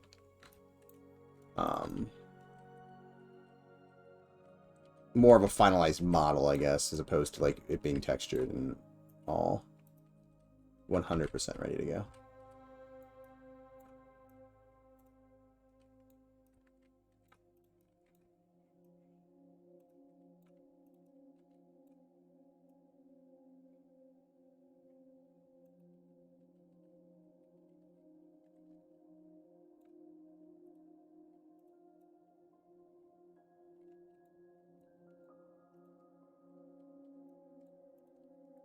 And again, super rough right now. This entire thing is going to be completely like modeled from scratch. But I'm just kind of giving it a little bit of a I guess I'm not doing it that way. Oh, come on. Alright, whatever. It's going to stay like that for now. So the Chamois Shack has some stuff going on. It doesn't have its Hershey Kiss top though, or the like hole for the fire.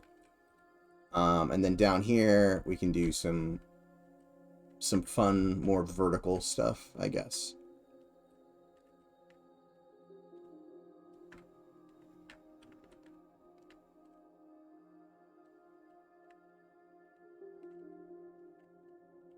Yeah, I think maybe I'll do some vertical stuff. Maybe some of the water on the outside will play into this as well. We'll have to see how it turns out. Yes, more M&M peeps to follow. Awesome. Always love seeing some new faces in here. Alright guys, let me save this. And I'm gonna do my closing spiel. For everybody. So thank you everybody for hanging out with me tonight. If you guys are not aware of what we're working on, we are working on Monsters and Memories, which is an indie MMORPG that is heavily influenced by that classic first generation of MMOs. So think your EverQuests, your Anarchy Online, Dark Age of Camelot, Ultima Online, RuneScape, that kind of hardcore era, late 90s, early 2000s. Check out the website if you haven't already. If you have any questions, feel free to hop into our Discord. All of the developers are in there. There's also a fairly decent sized community now. I think we just crossed the 3,900 users threshold today, which is awesome. I'm so behind on Discord from like crunching work and then sleeping all of Saturday because I was sick, but I'll try to get caught up. But anyways, if you have any questions, feel free to tag any of us in there. We're pretty open and pretty good at responding to stuff. Or hop into any of our streams. Not everybody's streams though. We also have a mailing list if you like to stay up to date with what's going on in the game. Also, if you're interested in any future tests, which unfortunately we do not have any like ETA on when we're going to be running another test. But those two, the Discord and the mailing list, are the things you want to pay attention to, because those are where a future announcement of any kind of test will be. The other members of the team that are currently streaming, that is all of their links. If you haven't already thrown them a follow, do it. Everybody kind of does their own areas of the game. Mine are primarily level design, environment art, and then some shader art. And like I said earlier in the stream, I might be doing some post-processing stuff. Maybe not all of it on stream, but once I get kind of like the basic stuff set up, maybe I'll do some of the tweaking on stream. Beyond that, this is our YouTube channel. If you are watching on YouTube, please remember to like, subscribe, comment below, click the bell, all that fun stuff. The more interaction we get with those metrics, the more likely it is that YouTube will suggest M&M content to people that like indie MMOs and kind of classic MMOs. So everyone always is asking what they can do to help support the project. Right now, that is the best way to help support the project, is to take a couple seconds at least and interact with those metrics for us. If you are on YouTube and you'd like to participate in my live chats, there should be a link down below to my Twitch channel, Paytus the Ranger. If you click on the link and then follow the channel, you'll get a notification whenever I go live, which I go my normal stream times. I'm going to keep the 8 p.m. On Monday, so 8 p.m. Eastern on Monday. I'm going to keep the Wednesday at 1 p.m. Eastern Standard Time, and I'm going to add a optional, I'm not necessarily going to do it every week, but an optional third stream on Fridays at 1 p.m. Eastern Standard Time as well. So potentially a Friday stream. I don't know about this Friday. We'll see what's going on later in that when I get towards that, but so should be adding more streams over the summer. But beyond that, guys, thank you for hanging out with me today. Especially to all my subscribers. You guys rock. Always appreciate the generosity. But beyond that, guys, thank you. Also, looks like, hold on. Take care, John. Thanks for the stream, for all the streams. And Inerfuser? Foser? I butchered your name up, but welcome to the chat and thank you. But other than that, guys, I'm gonna call it a day. I will see you guys on Wednesday. Later.